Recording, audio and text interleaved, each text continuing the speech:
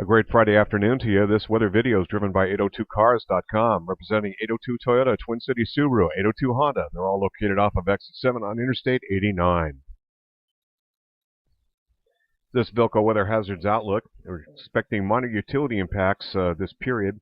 This will go through Wednesday of next week. Thunderstorms, mostly lightning, locally heavy rainfall, but nothing super widespread. It does look like thunderstorms be at their strongest, coincident to a very warm and humid air mass on Monday into Tuesday of next week. Heat indices also spike up, mostly on valley floors of eastern and western Vermont, less so nearest the Green Mountains. This will take place Sunday through Monday and possibly into the southern areas on Tuesday. Dry project weather for Sunday and again on Wednesday, which may continue into Thursday of next week.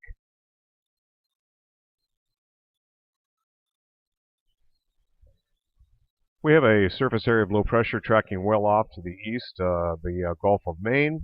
Most of the clouds are being taken with that. And we have a little instability pattern that's over Vermont right now that's moved in, kind of swung around from parts of Maine and eastern Quebec, southeastern Quebec.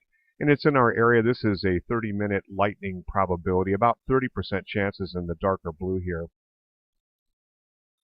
And looking at precipitation, just a little bit of scattered shower and rainfall activity, fairly limited at this point, but one or two of these storms could be locally heavy. Not expecting any other issues today except lightning. This is a cold front up here, and this is going to be making a run, and out ahead of it, probably some thunderstorm activity. It looks like it's going to make a charge toward northern Vermont and then kind of wane and fall apart, but some of that may get into northern areas. So a little bit later on, late in the day and early into the evening hours, we'll see another uptick in thunderstorm possibilities, as most of this action will be shifting into really eastern and southern Vermont the rest of today. Looking at the latest modeling, this is the European of 6-hour panels. And you can see a lot of that shower activity leads us here. This is by 2 o'clock in the morning, and then 8 o'clock tomorrow morning on Saturday. Another little bit of shower and thunderstorm activity develops, about half as much as what we see on Friday. And then one weather system will swing a little bit to the north of us. It'll drag a cold front, and that'll progressively push closer and closer. But we also have the Bermuda High pumping heat and humidity into the region. It is this weather system to watch.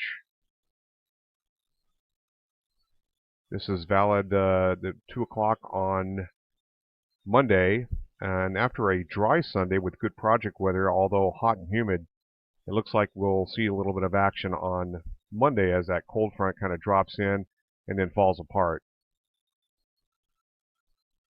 And there it is. This is in the middle of the night, around 2 a.m. on Monday night, Tuesday morning.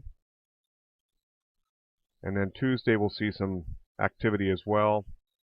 Couple different areas. It looks like southern Vermont being more under the gun with some scattered shower and thunderstorm activity. A possibility of one or two that could be strong. And then high pressure builds in for Wednesday. It's a fairly strong area of higher pressure for this time of the year, and it also will hold slightly cooler temperatures that move into the region. And it does look like this may last into Thursday, as that ridges to the south on Thursday of next week. Okay, looking at heat indices, it looks like we're going to see mostly eastern and western portions of Vermont see some heat indices and temperatures approaching 90 degrees. This is about 2 o'clock in the afternoon on Sunday. This is going to be a dry day. Those heat indices disappear and then return the next day on Monday. 91 degrees in Glens Falls. And you can see 89 degrees in the Connecticut River Valley. And then the last day would be Tuesday afternoon.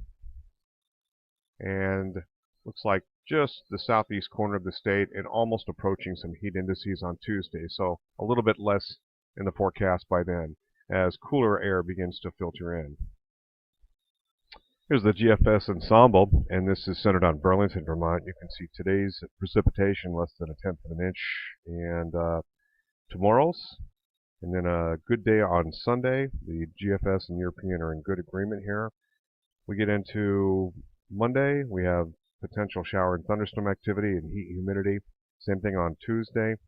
And GFS is a little bit more hot on a cold frontal action and expecting a little bit more in the way of shower and thunderstorm activity after that.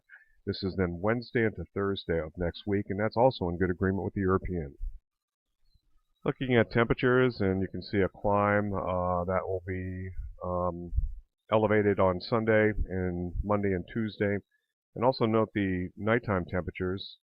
It's like a little bit above 60 degrees. This is centered on Burlington, which is always going to be a little bit warmer anyway, and closer to 65 degrees. So electrical use probably going up before a cold front begins to work in. And right now, a fairly good agreement here on the ensemble, looking at a little bit longer range here into the 16th of June with temperatures back into the 70s and more comfortable spring-like weather. Also 2 dry days, Wednesday and likely into Thursday.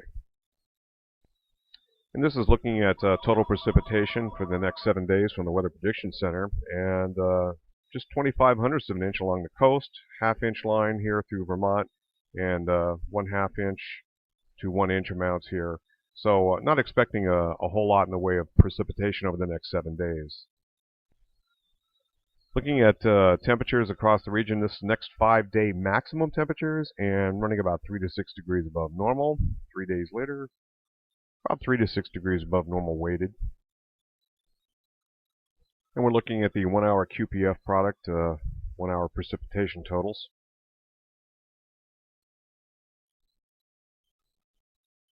Roger Hill, Wuthering Heights.